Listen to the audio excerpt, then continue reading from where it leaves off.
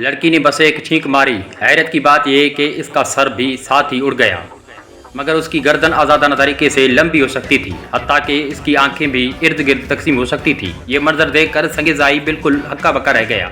وہ جدھر بھاگنے کی کوشش کرتا، لڑکی اسی طرف رکاوٹ بن جاتی۔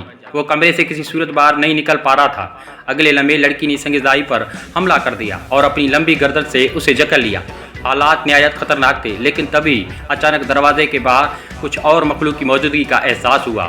ہزاروں آنکھیں اس پر نظریں جمائی ہوئی تھیں۔